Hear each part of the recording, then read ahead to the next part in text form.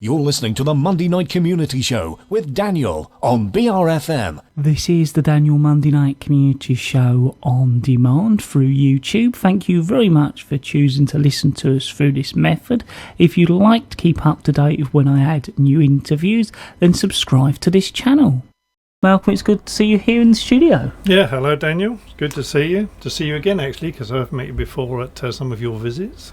Yes, we spoke to you down on the allotments, and of course I've caught up with you at the horticultural show as well a couple of times. You did indeed, yeah.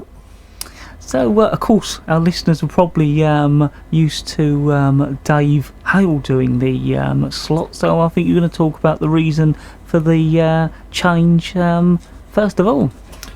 Yeah, well, David, as you know, has been several years speaking to Daniel, but in March of this year he decided that after 8 years he was going to retire as chairman of our society, and he also announced that he'd be retiring from the committee altogether.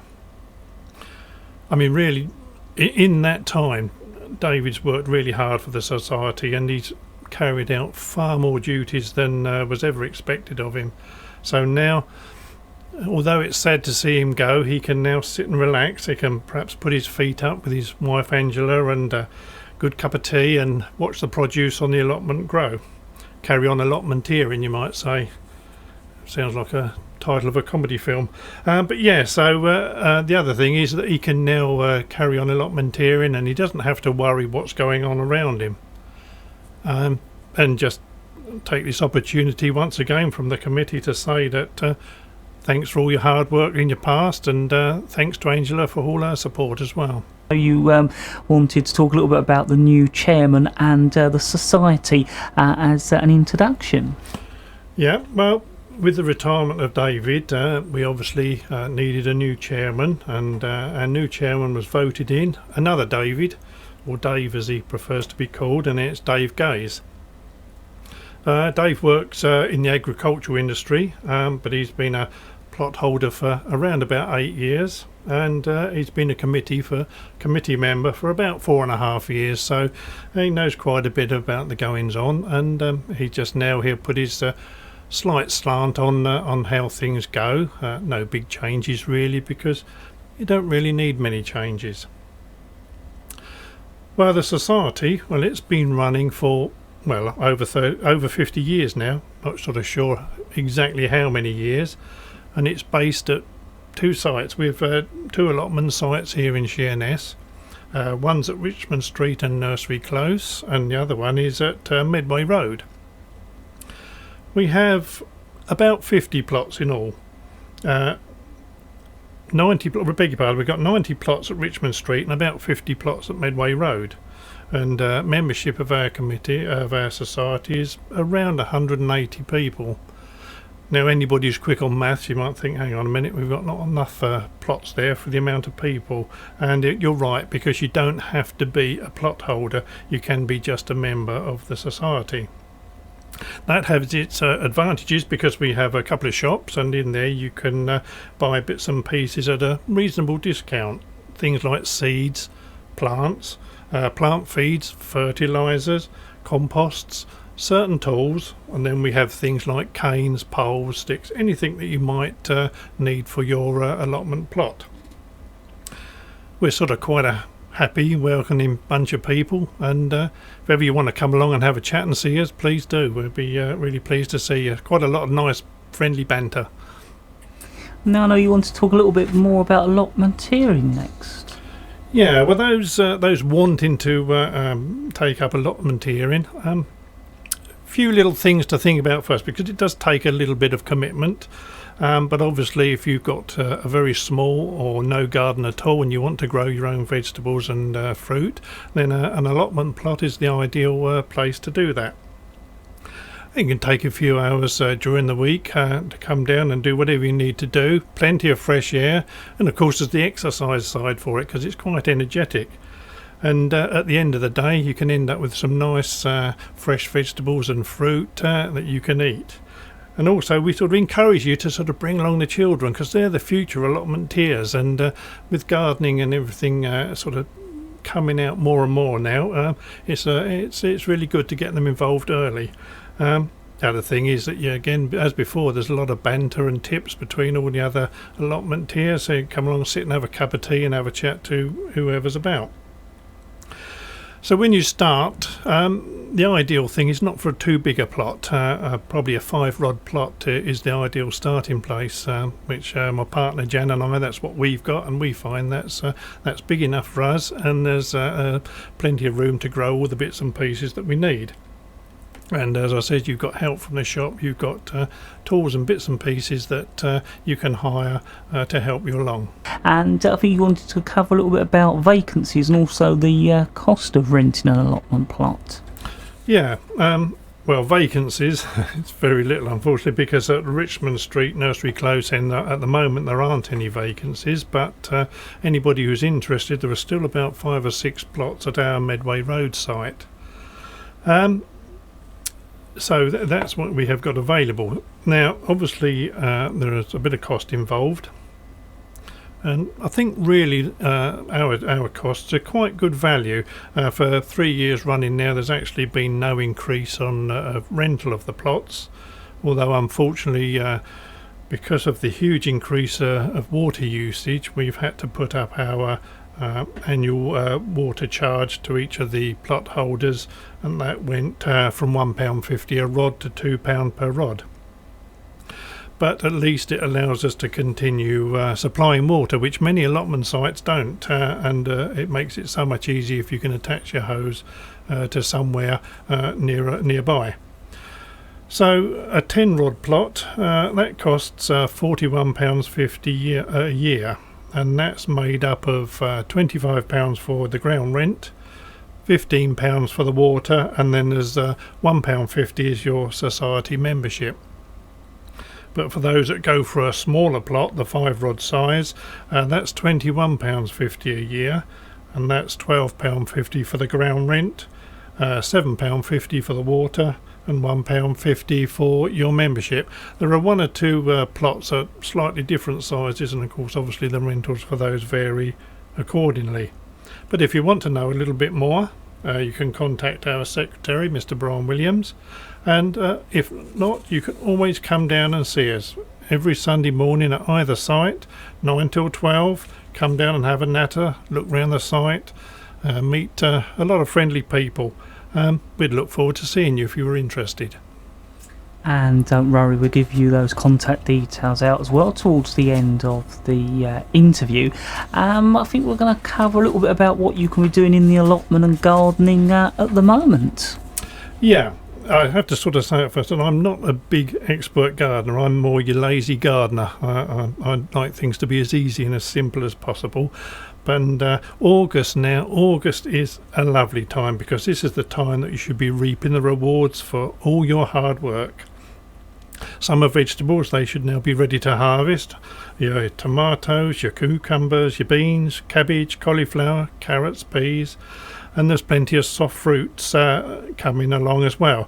Your pears and apples might be a little bit longer yet, but most enjoyable. And the salad patch, if it's starting to get a bit low, there might be just about enough time to sow a late batch of lettuce, spring onions perhaps, and a few radishes.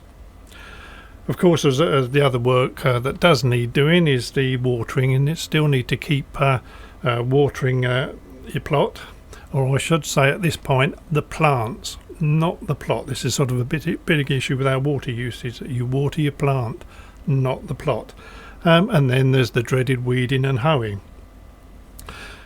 Some people, they like to grow overwinter plants, and this is the time now to start sort of planning perhaps what you would like to grow, and put a few seeds into the ground while it's still a little bit warm to get going, but don't forget to keep them watered as well.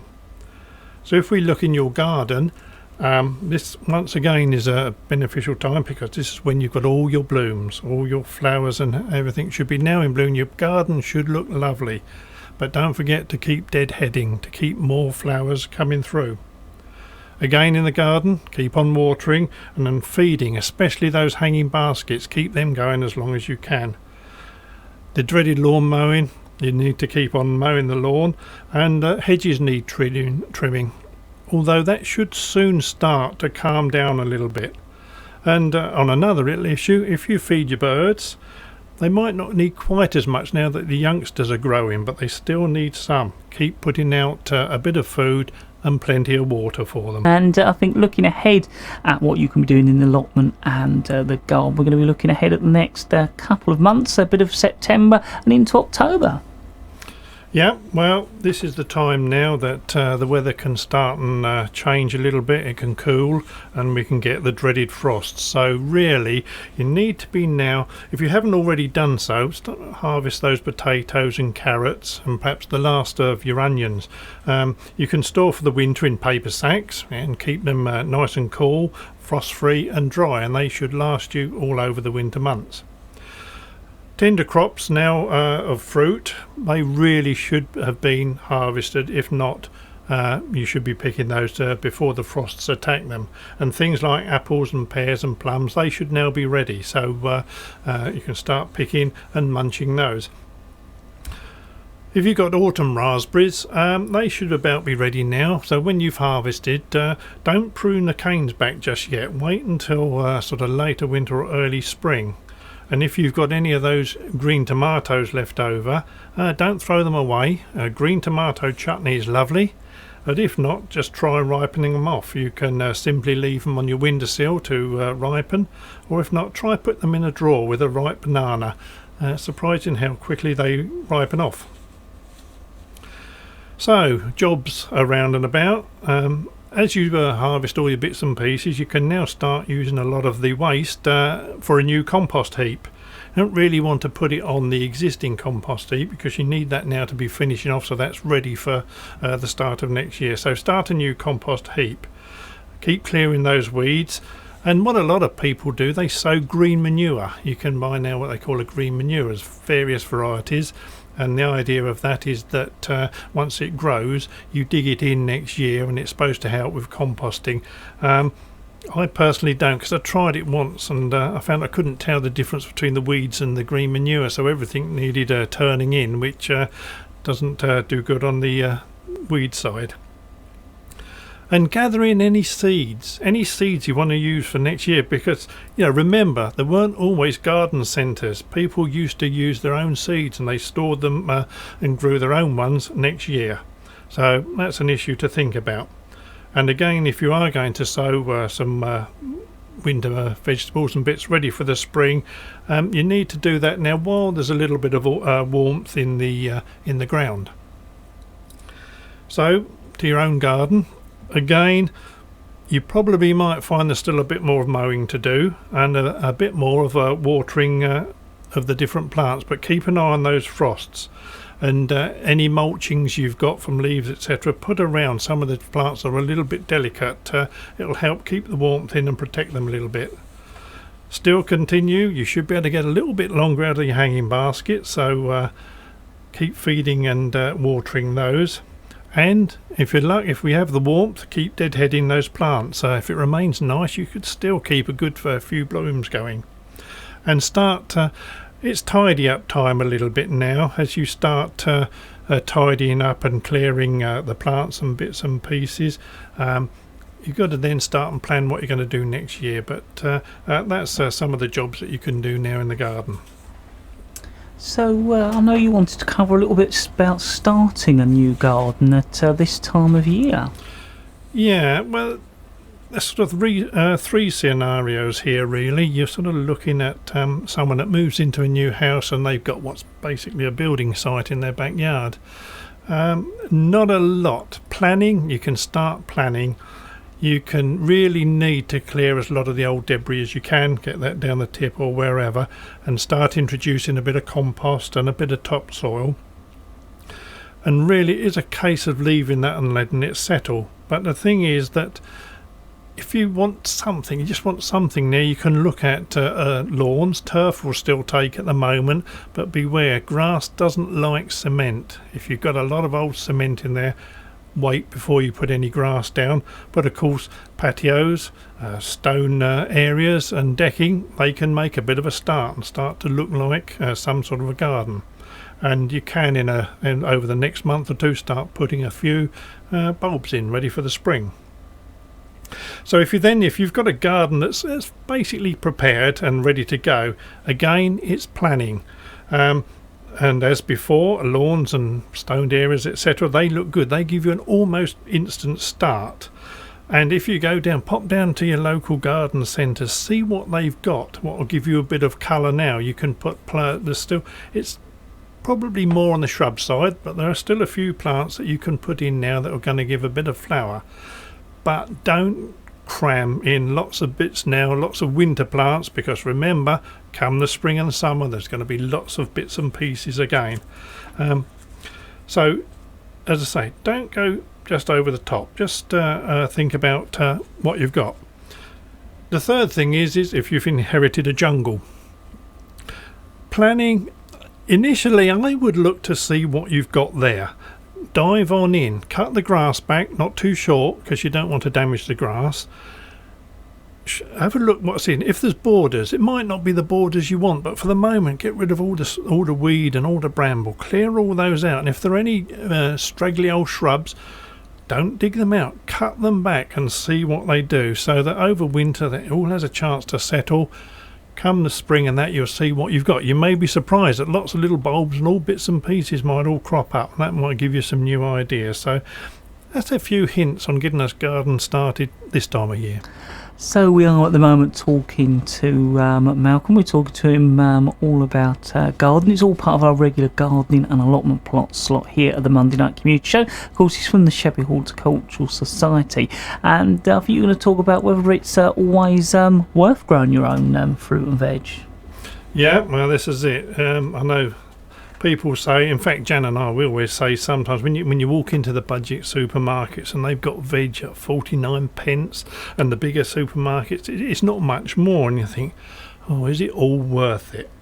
Well, earlier I spoke about the fun of allotmenteering, about the exercise, the fresh air, the banter between people, the excitement of growing your own bits and pieces, and I tell you, that's much more exciting than wandering around the aisles of a supermarket. But the big word is taste. In salads, you try your tomatoes and your spring onions, radishes, beetroot, lettuce. The taste is so much better than the blanded taste you get from supermarket bits and pieces. Believe me, it is a difference. Potatoes, carrots and cabbages, and peas. Just pop a pea pod now and then and eat it raw. The flavour, just so much different. Fruit tastes sweeter and fresher. And your fruit salads, well, they can taste absolutely wonderful, and there's a few bits and pieces to munch while you're actually on your plot. So your question was, is it worth it, Daniel? Of course it is, very much so. And before you go, I was just hoping you could, of course, go over any useful contact details so our listeners can find out more. Perhaps they'd like to become a member or go on to rent their own allotment plot. Yeah, well, as I said, come down and see us at either of the shops. You get a good idea of what's happening then. But if you want a bit of prior information, you can contact our society secretary, that's Mr. Brian Williams, on 0785 12 53 603, and he should be able to let you know availability and any other information that you might want to know. Well, Malcolm, I'd like to thank you very much for coming along and doing our regular gardening slot. It's really appreciated. Yeah, thank you. Thanks for inviting me. Yes, never thought that this would be one of my jobs, but I've enjoyed it very much, and hopefully we'll see you in a couple of months or so. That'd be really, really good. That is Malcolm as part of our regular slot from the Sheppey Horticultural Society here at the Monday Night Community Show this evening.